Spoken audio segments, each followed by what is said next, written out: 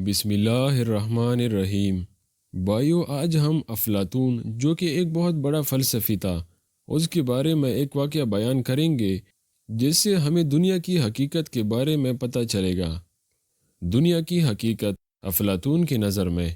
ایک مرتبہ افلاطون کے زمانے کا بادشاہ اپنے کچھ لوگوں کے ساتھ اس سے ملنے جنگل گیا۔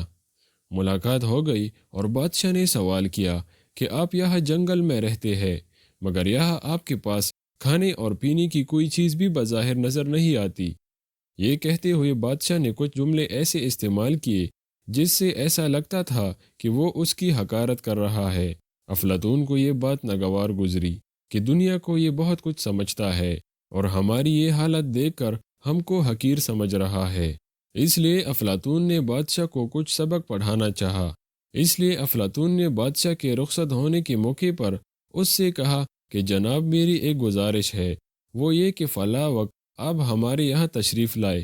میں آپ کی دعوت کرنا چاہتا ہوں، اور صرف آپ کی نہیں، آپ کے تمام وزراء کی، ارکان دولت کی، اور آپ کے مشیروں کی، اور آپ کے فوجیوں کی، سب کی دعوت ہے۔ اس کی بات کا بادشاہ انکار بھی نہیں کر سکتا تھا، اس لیے اس نے افلاطون کی دعوت قبول کر لیا۔ اب جب وہ دعوت کا وقت آیا تو اپنے پورے لشکریوں کے ساتھ، اپنے وزراء کے ساتھ، ارکان دولت کے ساتھ بادشاہ اس جنگل کی طرف چلنے لگا۔ جنگل کے قریب پہنچے تو دور ہی سے سب کو نظر آ رہا تھا کہ یہاں سے وہاں تک عظیم الشان قسم کی بلڈنگیں ہیں، راستے بند نظر آ رہے ہیں، بہترین انتظامات نظر آ رہے ہیں۔ جنگل میں منگل ہو گیا ہے۔ یہ دیکھ کر سب لوگ حیران رہ گئے کہ چند دنوں کے اندر اتنی بلڈنگیں یہاں کس نے بنا دی ہے، یہ راستے کس نے بنا دیے ہیں، اتنا بہترین انتظام کس نے یہاں کر دیا ہے۔ خیر، اب جو وہاں پہنچے تو افلاطون کے لوگ وہاں استقبال کے لیے موجود تھے۔ لوگوں نے ان کا استقبال کیا اور لے جا کر ہر ایک کو اپنے اپنے مقام پر پہنچا دیا۔ دیکھا تو بادشاہ کے لیے مخصوص عمارت تھی، وزیروں اور مشیروں کے لیے الگ انتظام تھا۔ جب کھانے کا وقت آیا تو بہترین قسم کے کھانے پیش کیے گئے، سب نے کھانا کھایا اور خوب سیراب ہوئے۔ اور جب رات کا وقت آیا تو سب لوگ آرام کرنے اپنی اپنی بلڈنگوں میں پہنچ گئے اور سو گئے۔ لیکن صبح اٹھے تو دیکھتے ہیں کہ جنگل میں نہ کوئی بلڈنگ ہے، نہ کوئی راستہ ہے، اور نہ کوئی بچھونا ہے، نہ اڑنا، کچھ بھی نہیں ہے۔ بالکل صاف جنگل ہے۔ سب کے سب جنگل میں نیچے پڑے ہوئے ہیں۔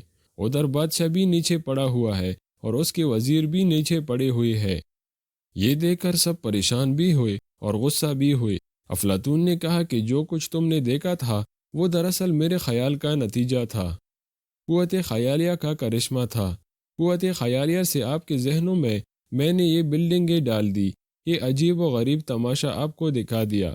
حقیقت میں کچھ نہیں تھا۔ میں نے تم کو یہ بتانا چاہا کہ جب تم آخرت میں جاؤ گے تو یہ دنیا کی زیب و زینت بلڈنگیں و عمارتیں جسے تم بہت کچھ سمجھتے ہو، اسی طرح محض ایک خیالی صورتیں نظر آئیں گی۔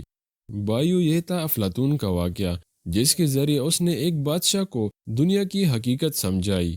لہٰذا ہمیں اس دنیا میں صرف ضرورت کے لیے رہنا چاہیے، نہ کہ مقصد بنانے کے لیے، کیونکہ اللہ تعالیٰ نے ہمیں صرف اپنی عبادت کے لیے بھیجا گیا ہے۔